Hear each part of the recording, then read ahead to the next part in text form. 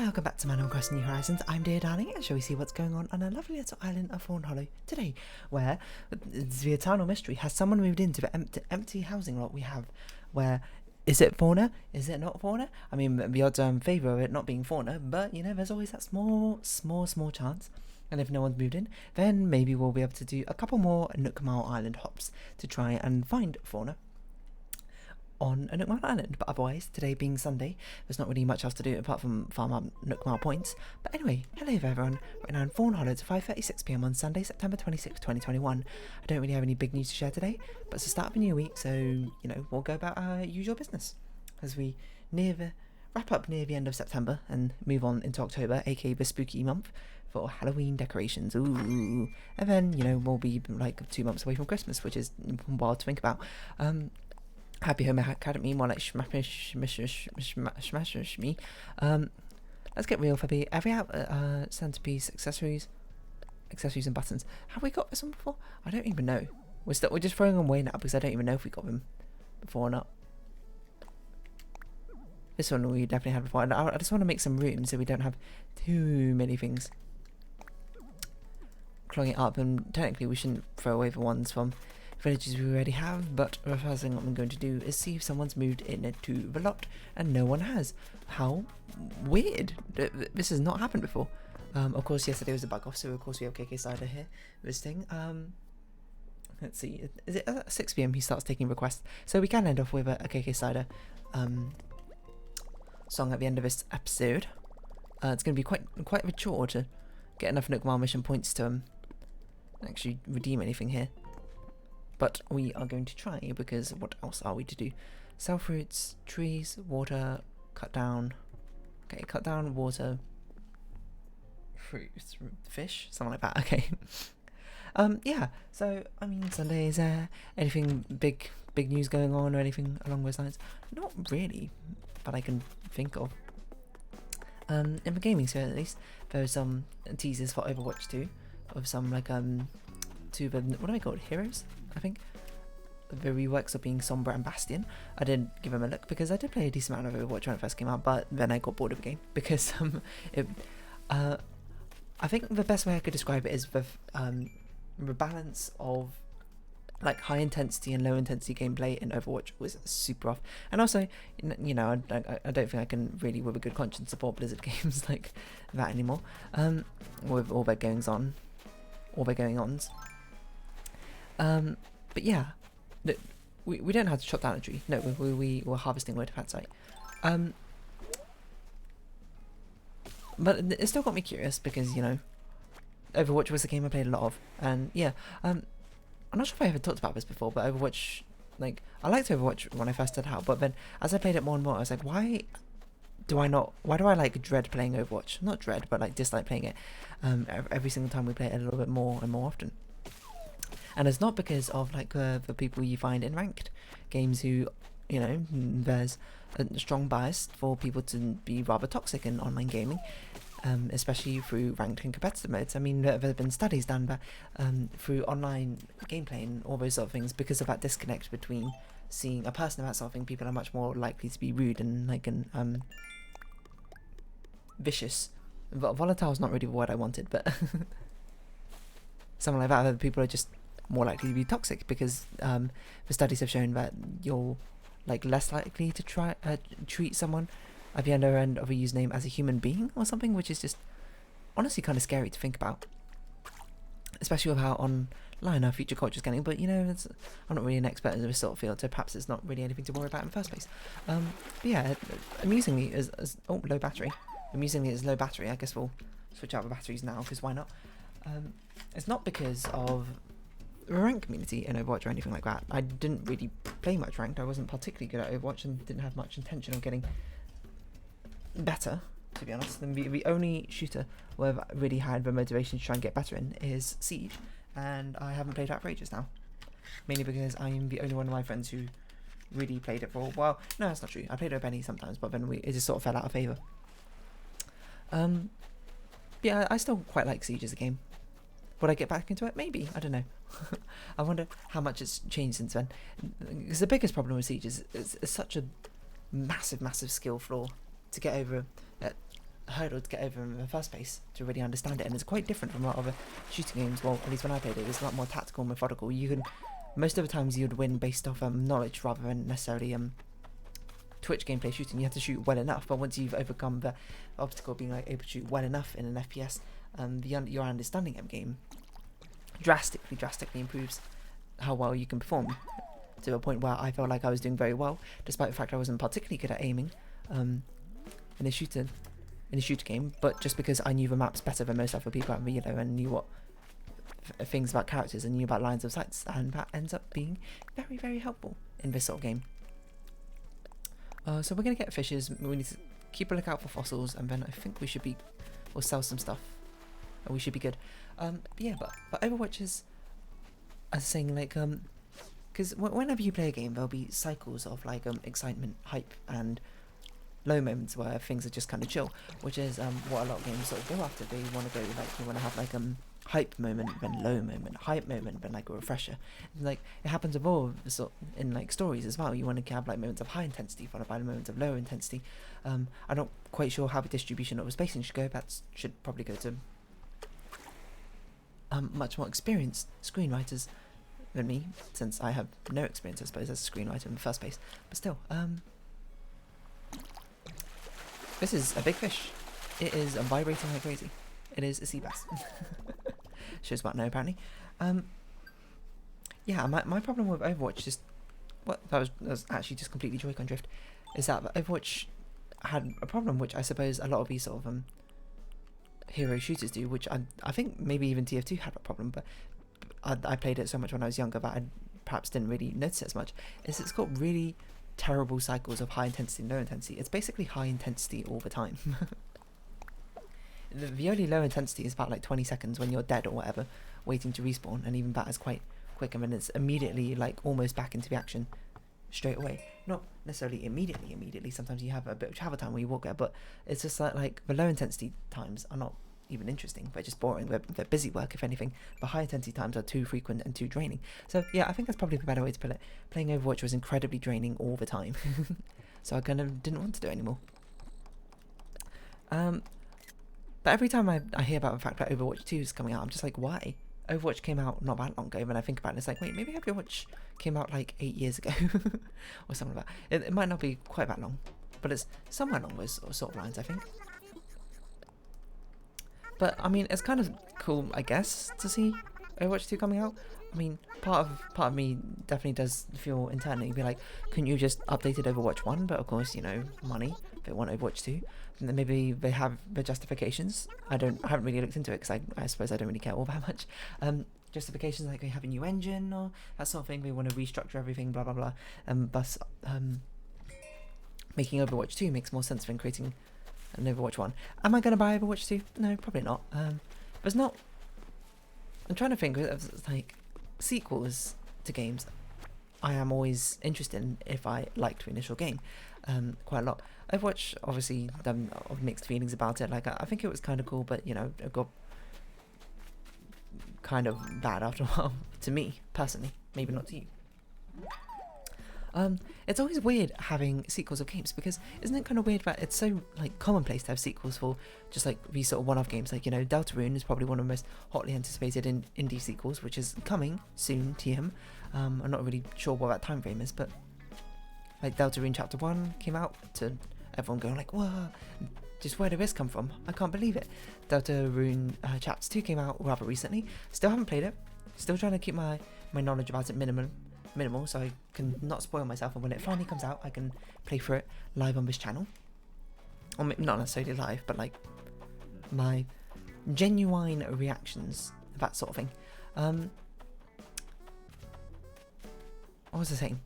But sequels for online games always feel a little bit strange to me, depending on the difference between time, because I don't know, the feeling of going like from Animal Crossing New Horizons, New Leaf to New Horizons, it's like, wow, yeah, this makes perfect sense. Doesn't give me any hesitation. Of course I would buy it. But then if it's like, oh, sequel from going like, well, I mean, I don't really play League of Legends much anymore, but like going from League of Legends to like League of Legends 2, I'd be like, huh?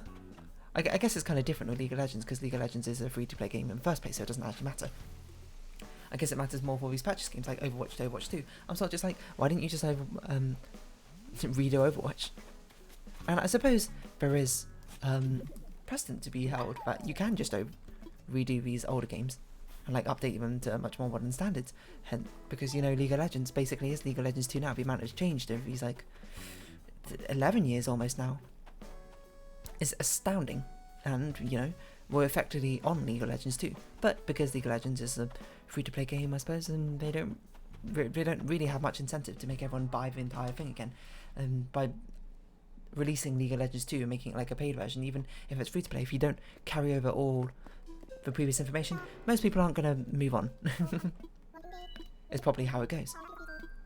So I'd imagine business analysts have analysed that sort of thing and been like, yeah, okay, it's actually in our best interest not to, and so just keep upgrading this game. But I guess it's different if it's a one-time purchase of game like Overwatch, where you had to buy it initially to play it in the first place. Going from Overwatch 1 to Overwatch 2, but updating it isn't as profitable as possibly just setting a second version. I don't know. These are all speculations because, of course, I've not had the experience of the data, the business data behind the scenes to really know what would be the best solution. But I don't know. It's more of my own mental thing of why do I approach sequels in continuously running online games, I suppose, differently to be sort of like one-off titles. It's a way to think about, isn't it? Maybe just a bit weird for me. I don't really know. But I suppose the explanation is just kind of there in the description in the first place, isn't it? The reason is because those online games, which are getting sequels, are currently still being updated. They're still ongoing, they're still on running. Thus, releasing a sequel for it feels like premature, I suppose. I don't think we actually need this King Salmon, but I can't remember, so we'll keep it for now. It feels premature. It's sort of just like, why are you releasing a sequel to a game which is still getting updates? Or something along those lines. Which is why it's not like I have hesitations about it. It's more like I'm like less infused, I suppose, by in comparison. A sequel to like a one-off offline game, I'm just like, heck yeah, this is what I'm all about. For like, Undertale and Deltarune, etc, etc. Isn't it strange? Isn't it that peculiar? Everyone wants a little more. Do we need to buy things? I can't remember.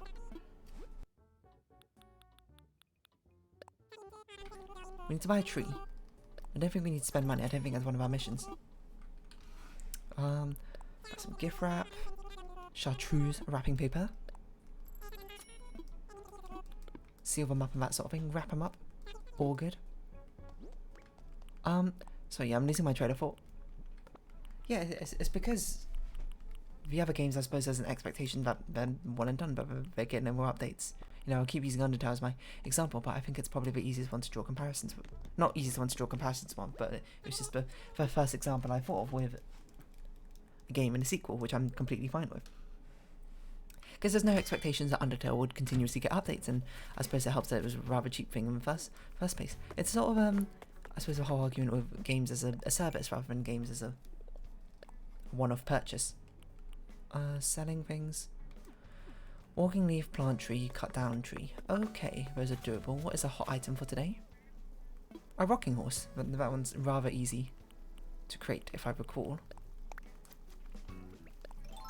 Yeah, it's a game as a service as games as a purchase, I suppose.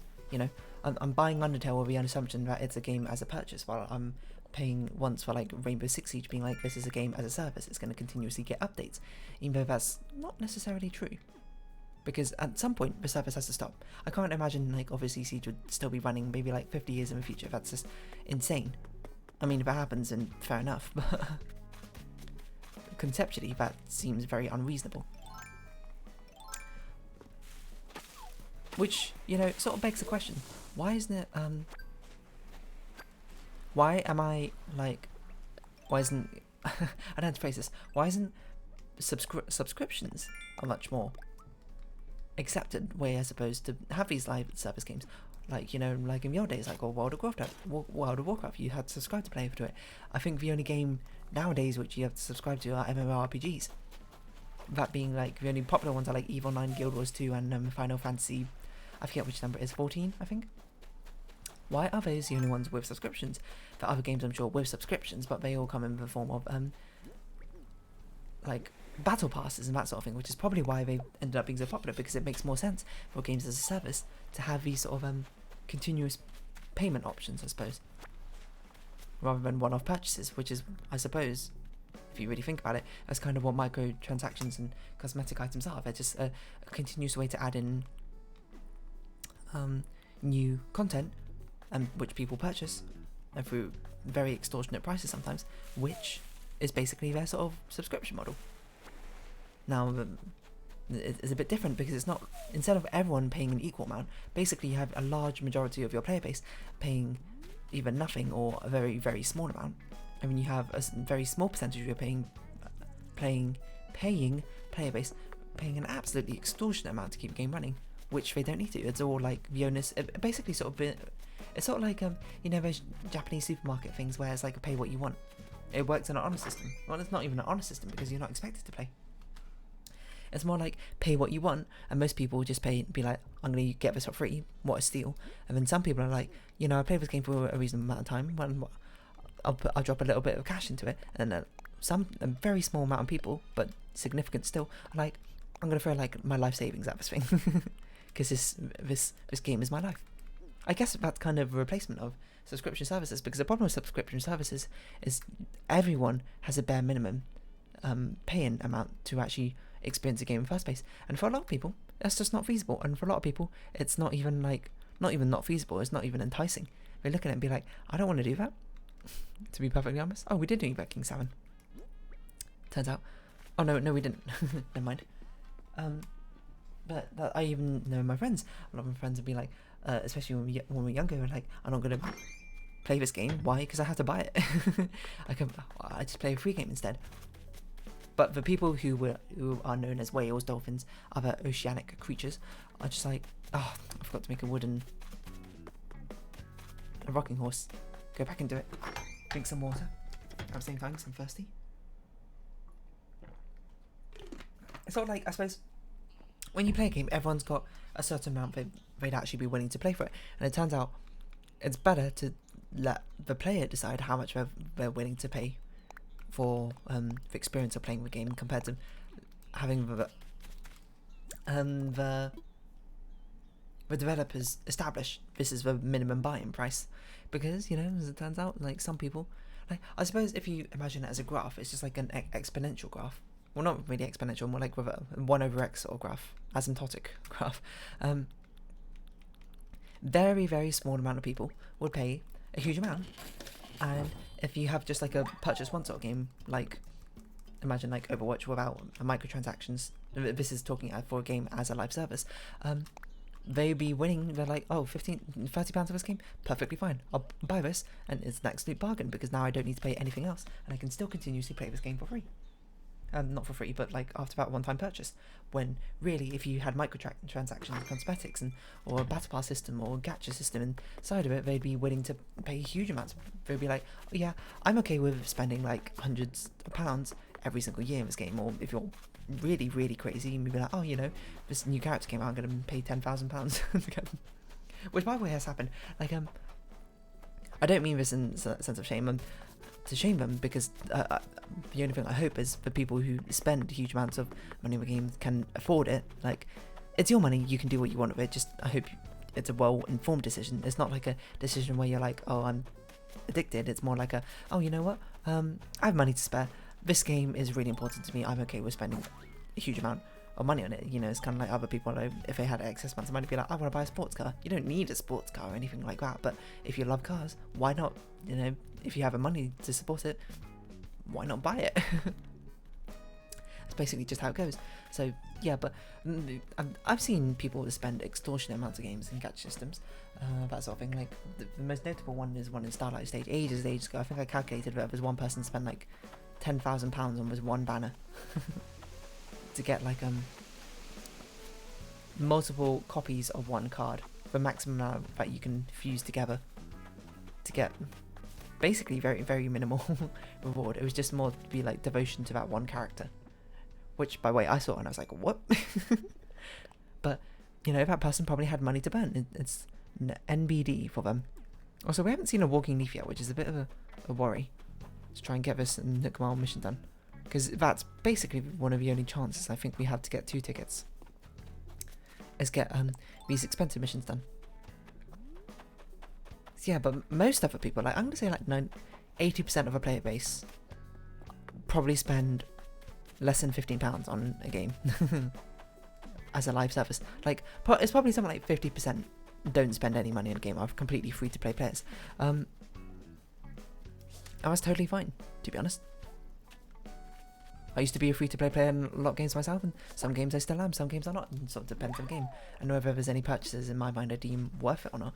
But yeah, and you're basically saying, okay, if I'm having like a minimum buy-in for everyone to play this game, everyone has to pay £15, well, that entire population of potential audience for your game will not play your game, because they're like, oh, it's £15, I'm not going to buy it. So you're basically saying, I want to cut my player base in half just to get a guaranteed amount of money from everyone, instead of basically gambling, I suppose, on how much your own audience will spend in the first place, which is kind of ironic to think about, that it's a gamble in these sort of gambling-based games in the first place with loot boxes.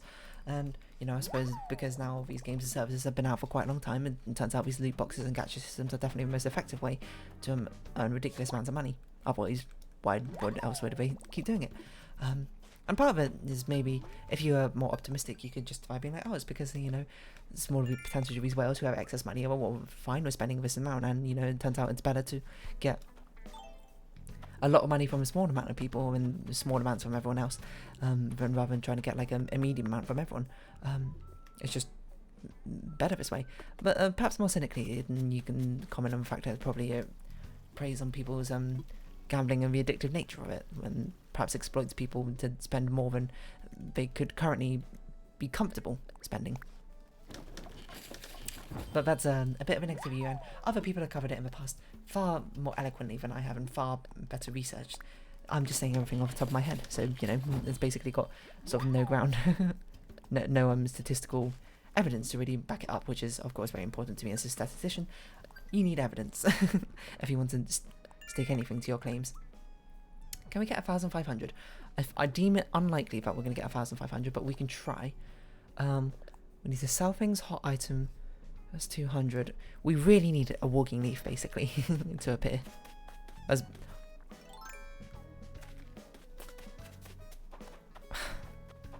is all I had to say to that. It appeared. Normally they always appear like up and down this forest path. They don't seem to be spawning over here.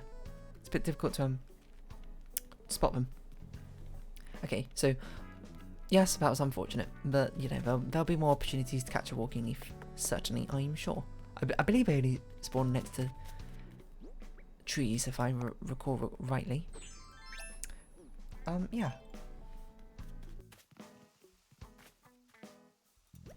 I'm not really sure what to continue on. Like, should I continue on the sequel? No, let's continue on the subscription model. It always brings me back to this MMORPG called WildStar, which I was super hyped for. Like, I saw a trailer for, I don't know, well, I don't remember when I first saw a trailer for it, but I was super hyped for it to come out. I saw it and I was like, this looks like fun.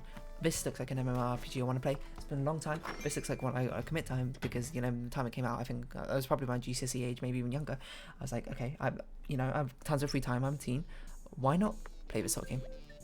And I liked it.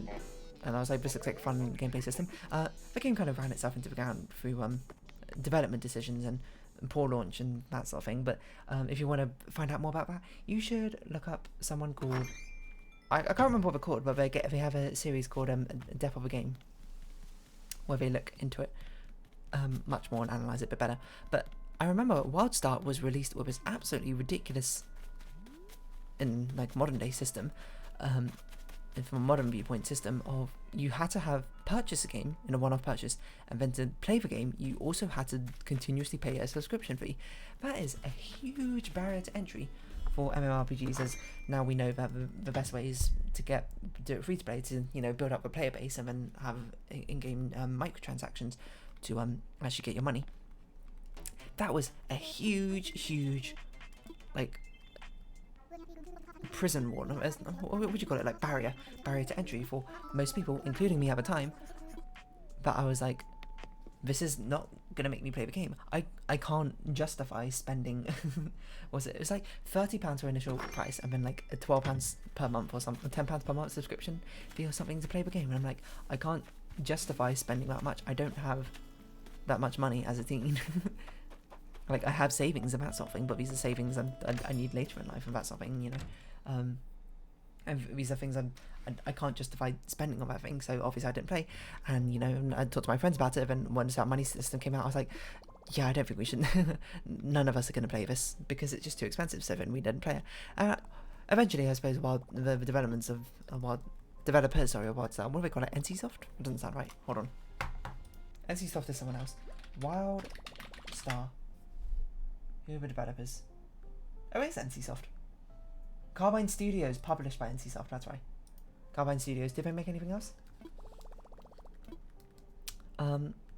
Yeah, they eventually tried to save it and be like, oh, you know, let's make it free to play. We're bleeding players. And, you know, I did try it out when it went free to play. But, you know, by that point, I was like, I don't really want to play this game. So, you know, they kind of messed up there, I suppose. I'm pretty sure we are not going to be able to get another ticket. So we got a 1 in 300 shot roughly right now to try and get Fauna. Otherwise, we'll have a KK Slider concert to round off today's episode, I think. Just so we can continue getting those missions done. But yeah, I don't know what else to say. There's not really much else, I suppose, for me to really add on to that. Subscription services are, you know, they've all shifted to an opt-in, I suppose, subscription service rather than a opt-out. Even now, like, other MMORPGs are changing, like World of Warcraft. I don't know if that's still a thing, but you could play free to play up to like level 20 or something. Final Fantasy, I don't know. Final Fantasy, can you, let's see, Final Fantasy 14 free to play? There's a free trial. Play up to level 63 without time restrictions. What's the max level? Max level Final Fantasy 14.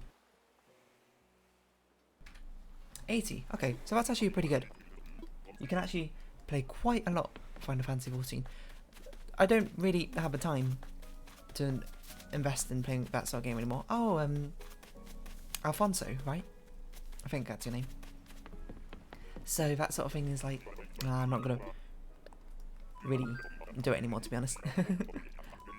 I can't, like, I'd like to, but the grind, unfortunately, in MMORPGs is not enticing to me. The dungeons and raids and that sort of thing, that sounds fun, but actually trying to grind out like equipment, trying to grind out resources and that sort of thing, it takes so long. And you might be like, don't you play Genshin Impact? Yeah, but Genshin Impact doesn't take that long to grind out like things. Like you're limited with the resin system, so you can only do so much in one day, which is a good sort of handbrake, I suppose, to prevent you from going too far and being too invested.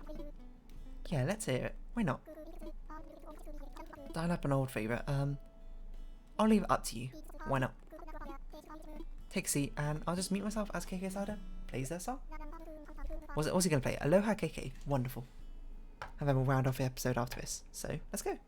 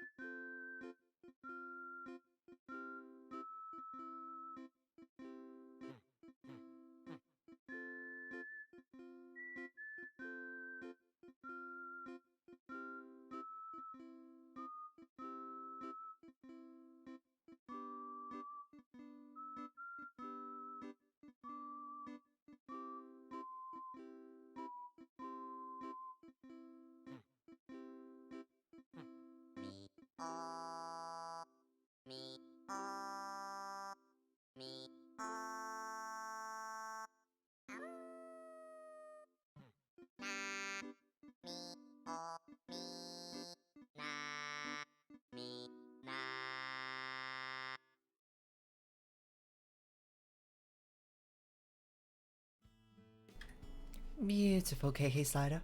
Couldn't have done it better myself. And also turn down music slightly. So yeah, I guess we'll round off this episode today. What? Oh, we must have done enough KK slider. Concerts. There we go. Nice. Oh, 1,000. Oh, we might have been able to. You know what? If we talk to Amelia, I think we got just enough to what is it? Am I losing my mind? I feel like I sound different speaking to a microphone now than I did before. Do I sound different? Okay, we got enough. We might as well do one more island hop because we can't guarantee that the slot will remain open forever. I'm trying to think if I've ever paid for a subscription service. Like, I have tried WoW before. But I didn't pay the subscription service because, you know, we're just trying it. I was going to try it with a few friends and that sort of thing. But we didn't really play it because basically we started it and then, like, a couple of days later, most of us went, like, on a holiday or were busy or something. It was, like, during the summer holidays, I think, once. Would I be interested in trying? I don't know.